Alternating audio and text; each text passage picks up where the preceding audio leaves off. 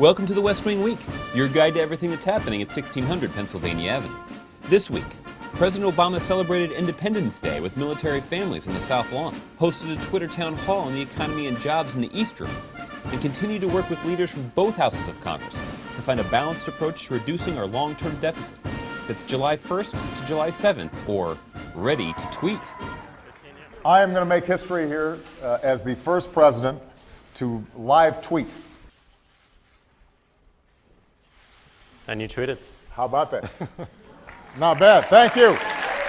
On Friday, July 1st, President Obama joined in a national conference call with youth leaders. Hi, sir. You're on with thousands of students across the country. What we want to do is help connect young entrepreneurs to the resources they need to start and grow businesses.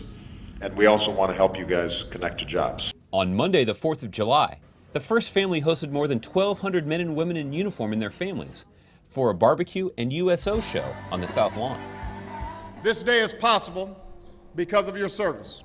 And so I think it's only appropriate that we give you a chance to celebrate it together as well.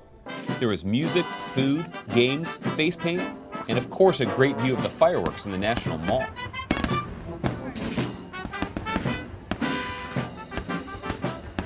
On Tuesday, July 5th, the President and Vice President started the day with members of the National Security Team in the Oval Office, including Secretary of Defense Leon Panetta and the Chairman of the Joint Chiefs of Staff, Admiral Mike Mullen.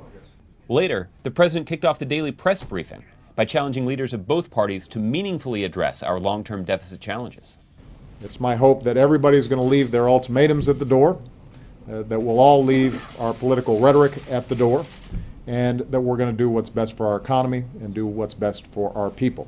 On Wednesday, July 6th, President Obama attended a roundtable for Rural Champions for Change, meeting with outstanding leaders from rural communities in 14 different states. What town are you in? Woodlawn down by Mount Pleasant. Absolutely. Yeah, Absolutely. you should be familiar with it. I know all those folks. Those are my peeps. They're your peeps.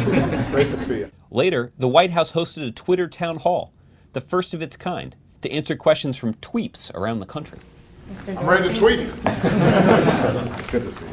Moderated by Twitter co-founder Jack Dorsey, the discussion focused on creating jobs and strengthening the economy, with the president answering 24 different questions sent in by Twitter users across the country. So you and I are sitting here because somebody somewhere made an investment in our futures. We've got the same obligation for the folks who are coming up behind us. We've got to make sure that we're looking out for them just like the previous generations looked out for us. And that's what I think will help us get through what are some difficult times and make sure that America's future is even brighter than the past.